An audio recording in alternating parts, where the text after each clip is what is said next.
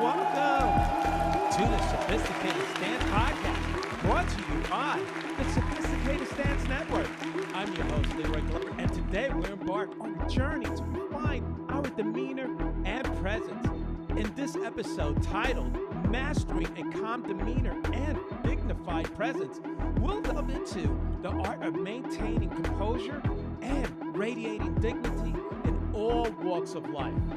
Now, let's delve into the true essence of what it means to have a calm demeanor. It's not just about appearing unruffled on the surface. It's about fostering a genuine sense of peace and steadiness within ourselves. Having a calm demeanor is about cultivating an inner sanctuary and tranquility. It's a place of mental and emotional stability that remains undisturbed even amidst chaos or high-pressure situations. But how do we develop this inner calm? It starts with understanding our reactions and learning to manage them, not through suppression, but through mindful awareness and emotional regulations. Now, let's transition smoothly into how we can practically cultivate this inner sanctuary, especially in challenging circumstances. It's about equipping ourselves with tools and strategies to maintain our composure. This involves recognizing our stress triggers, employing relaxation techniques, and developing a mindset that embraces calmness as a default state rather than a temporary condition. In today's practical segment, we'll explore mindfulness exercises and emotional regulation techniques. These are the key building and sustaining a calm demeanor. For example, mindfulness practices can help us remain present and centered, reducing our tendencies to react impulsively or to stressors. Similarly, emotional regulation techniques enables us to understand and control our emotional responses, ensuring that we maintain our composure when and even in tough testing situations. As we seamlessly transition into our next focus on the Sophisticated Stance Podcast, let's explore the art of dignified presence. It goes beyond the mere physicality of how we stand or sit. Dignity in our presence is about the aura we emit.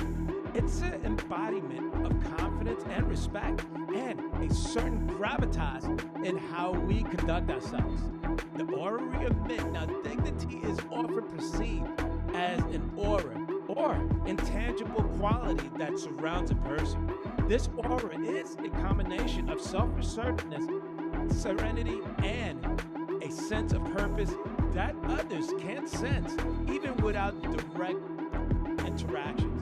It's not just what we say or do. It's also about the energy we project around us. Now, let's look at embodiment of confidence. Confidence is a critical element of a dignified presence. It's not about arrogance or overbearing assertiveness. Rather, it's a quiet inner assurance in one's ability and worth. This type of confidence is self-assured and calm, not needed to boast or to seek validation. It's a confidence that speaks through actions and demeanor rather than just words. Let's look at respect. Respect is twofold. It encompasses both self-respect and respect of others. A dignified presence reflects a deep respect for ourselves, oneself, evident in how one treats and presents oneself. It also manifests in this respect shown to others, regardless of their status or relationships. And this includes listening attentively, speaking kindly, acknowledging others' contributions, and valuing their perspective. Let's look at gravitas in conduct. Gravitas refers to a weight of seriousness we bring to our conduct. It's about being considered and intentional in our actions. A person with gravitas is not frivolous or overly casual, but approaches situations with a certain level of thoughtfulness and depth. This seriousness does not equate to stiffness or aloofness, rather about a depth of character that is evident in how one engages with the world. Let's look at overall impact. The overall impact in a dignified presence is significant. It commands respect and attention without seeking it. People with a dignified aura are often seen as reliable, trustworthy, and wise. Their presence can have a common effect on those around them, and they are often looked to for leadership and guidance.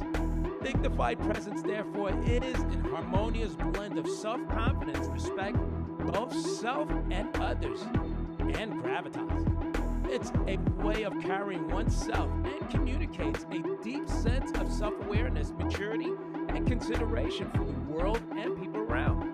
Now, let's slowly transition into another crucial aspect: respectful communication.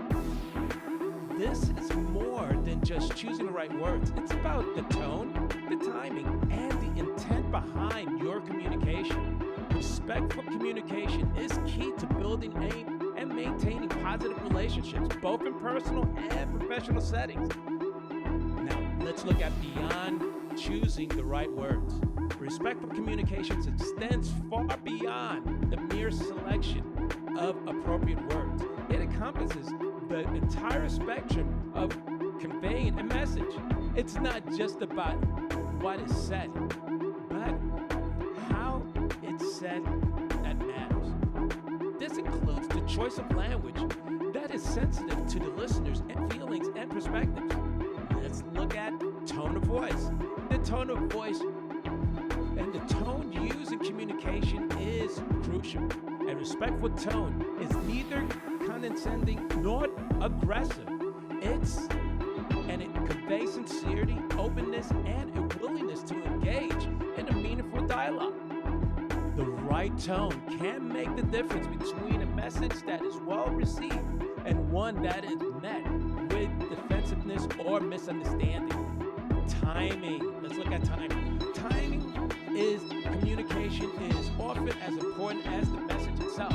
Choosing the right moment to convey a message can impact how it is received. And respectful communication involves addressing and assessing the situation, the listener's state of mind, ensuring that the timing is appropriate and conducive to a positive interactions. Let's look at intent behind communication. The intent behind the words speak volumes. Respectful communication is underpinned by positive intention, such as seeking to understand, to help, or to constructively engage. When the intent is clear and genuine, it paves the way for trust and openness in communication. Let's look at building and maintaining relationships. The way we communicate plays a significant role in building and sustaining relationships. Respectful communication fosters a sense of trust and safety, encouraging open and honest dialogue. In personal settings, it strengthens bonds and deepens understanding. In professional settings, it creates a culture of respect and collaboration essential for a productive and positive workplace. Let's look at culture sensitivity. In today's globalized world, respectful communication also involves being culturally sensitive. Understanding and respecting cultural differences in communication styles, expressions, and etiquette is essential.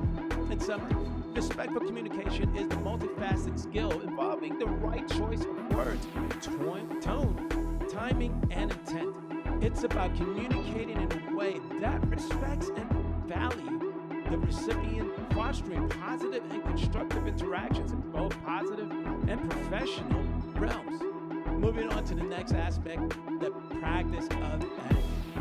Etiquette is not just about knowing what fork to use in a dinner party.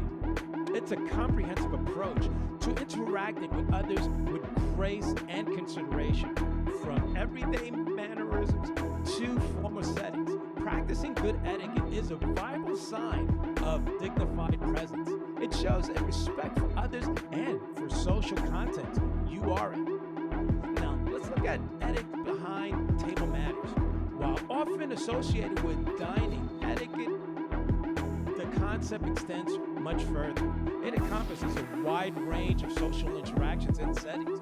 Good etiquette involves understanding and adhering to unspoken rules and customs that govern social behaviors, ensuring interactions are smooth, respectful, and appropriate for the situation. Let's look at interacting with grace and consideration. Etiquette is fundamentally about treating others with respect and consideration. This includes being polite, showing kindness, and being aware of others' comforts and preferences. Grace in social settings often involves being attentive, listening actively, and showing appreciation and gratitude where due. Let's look at everyday manners in everyday life. Etiquette can manifest in simple actions like greeting people warmly, being punctual, offering help, or even in the way we use technology, like not using phones in appropriate times. It's about being mindful of the little things that contributes to harmonious social environment. Let's look at formal settings. In more formal or professional settings, etiquette can include understanding dress codes, proper greeting protocol, punctuality, and the appropriate way to conduct oneself in meetings or events. This might also include understanding the etiquette of different cultures, especially in international settings. 5. Let's look at viable signs of dignified presence.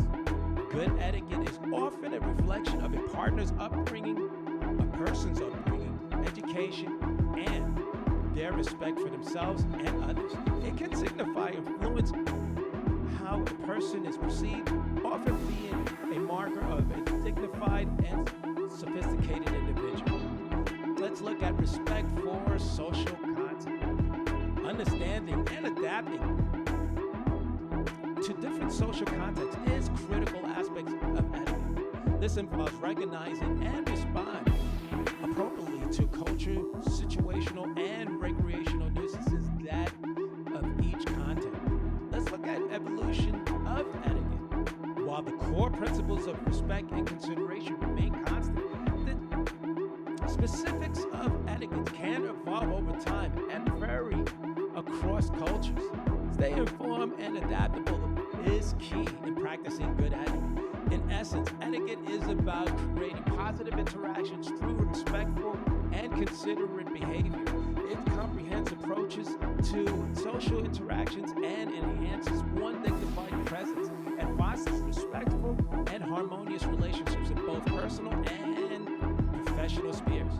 To bring these concepts to life, let's engage in a practical exercise. Over the next week, focus on one aspect of dignified presence each day. It could be maintaining emotional balance during a stressful moment, practicing respectful communication in a challenging conversation, or applying a specific element of etiquette in social settings.